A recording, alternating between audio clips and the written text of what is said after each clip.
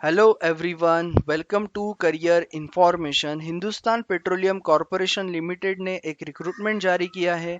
ये जो रिक्रूटमेंट है ये फिक्स टर्म प्रोजेक्ट एसोसिएट्स की पोस्ट के लिए। इसमें एमएससी बीएससी केमिस्ट्री या फिर केमिकल मैकेनिकल कुछ रिलेटेड यहाँ पे वैकेंसीज है। जो कैंडिडेट्स यहाँ पे अप्लाई करना चाहते हैं उनको सिंपली यहाँ पे अप्लाई पे क्लिक करके यहाँ पे न्यू रजिस्ट्रेशन पे क्लिक करना है। इसका लिंक मैंने आपको डिस्क्रिप्शन में खैर दे दिया है।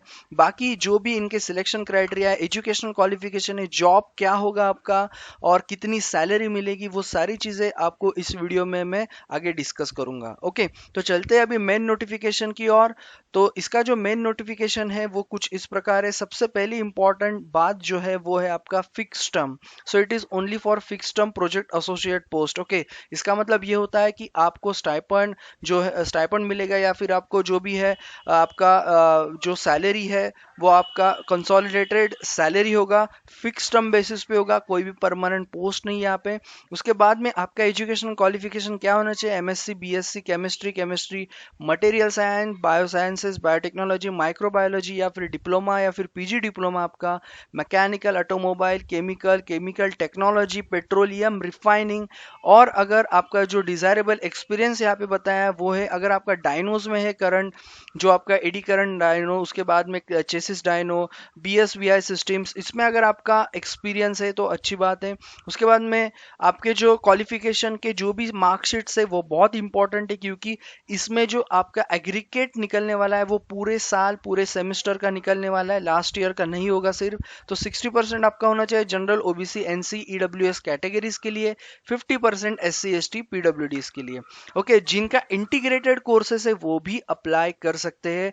Candidate should have pass qualifying degree और diploma examination and awarded degree in the above mentioned disciplines. All degree diploma qualification should be full time, distance नहीं चलेगा। और अगर आप अपियर है तो भी आप एलिजिबल नहीं हो। Autonomous institute should be equivalent to the relevant courses approved. Okay, ये चीज भी इंपॉर्टेंट है। उसके बाद में वेर एवर सीजीपीए डीजीपीए और letter grade is degree award diploma is awarded, equivalent percentage आपको यहाँ पे देने हैं। Soft copy of detail CV to be upload. तो एक चीज याद रखना, आपको फॉर्म फिलअप करते टाइम आपका सीवी भी यहाँ पे चाहिए, डिटेल सीवी। ओके, तो एक चीज याद रखना, तो सीवी आपका अपडेट करके रखो और उसमें सही चीजें ही रखो।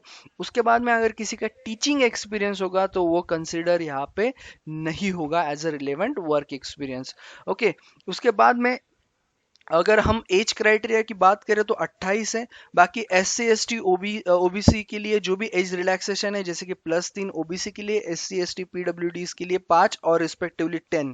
ओके, ऐसा आपका जो होगा रिजर्वेशन। ओके, उसके बाद में reservation for the post S C S T, yes, बाकी चीजें तो वैसे ही रहेगी जो रिजर्वेशन क्राइटेरियाज ओबीसी या फिर एस सी एस टी या फिर पीडब्ल्यूडीज वालों के लिए होते हैं उसी प्रकार से यहाँ पे होंगे। उसके बाद में ड्यूरेशन ऑफ असाइनमेंट, जैसे मैंने आपको बोला ये फिक्स टर्म बेसिस पे, तो engagement of initially for period 1 year which may be extended by one more year at the time based on the project requirement, performance of the candidate subject to maximum 3 years। तो आपका depend करता है, project बड़ा होगा, आपका performance अच्छा होगा तो 3 साल के लिए आपका एक्सटेंड मैक्सिमम हो सकता है। ओके, उसके बाद में मेथड ऑफ सिलेक्शन जो भी होगा वो हम आगे देखेंगे। उससे पहले आपका जॉब डिस्क्रिप्शन क्या है ये भी सुन लो। आपको असिस्ट करना है, जो भी साइंटिस्ट काम कर रहे हैं रिसर्च प्रोजेक्ट पे उनको आपको असिस्ट करना है। आपको सैंपल्स प्रोवाइड करने, प्रिपेयर करने for establishing method of analysis. उसके बाद में मॉनिटर करना है बैच रिएक्शंस। उसके बाद में running pilot, yes, plants in shift. उसके बाद में carry out any other job assigned by the that particular officer या फिर साइंटिस्ट। ओके, अभी हम बात करेंगे मेथड ऑफ सिलेक्शन या फिर मोड ऑफ सिलेक्शन।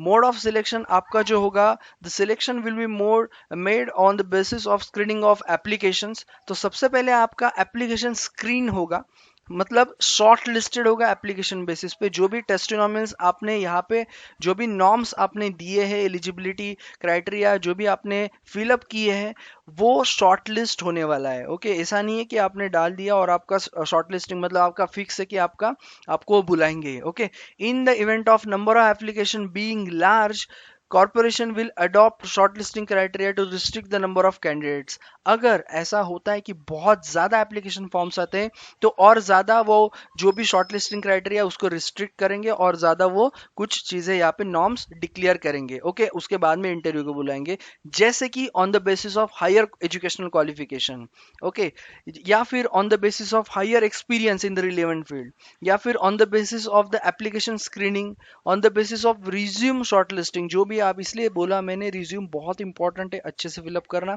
या फिर by holding a written test. Okay, so candidates shortlisted after initial scrutiny will be intimated through the portal. Candidates are advised to visit the portal time to time. जैसे भी changes होंगे आपको उनके site पे या फिर मैं चैनल पे भी आपको पोस्ट कर दूंगा, लेकिन आप जो भी उनकी साइट है उसको भी फॉलो करो। Okay, so a category and discipline wise merit list will be drawn for all the candidates who qualify in the shortlisting criteria, या फिर कंप्यूटर टेस्ट, या फिर प्लस आपका पर्सनल इंटरव्यू।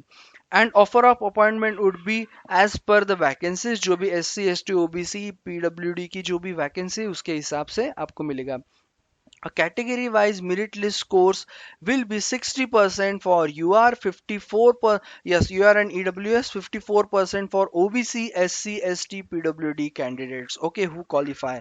ओके, तो एक चीज याद रखना कि ग्रुप टास्क या फिर पर्सनल इंटरव्यूज होंगे। ओके, उसके बाद में स्टाइपेंड जो है, जैसे मैंने आपको बताया कि आपको जो स्टाइपेंड दिया जाएगा कंसोलिडेटेड सैलरी, वो है 40,000 से लेके 50,000 तक आपको मिलेगा। Okay, this includes HRA, accident insurance, medical insurance, etc.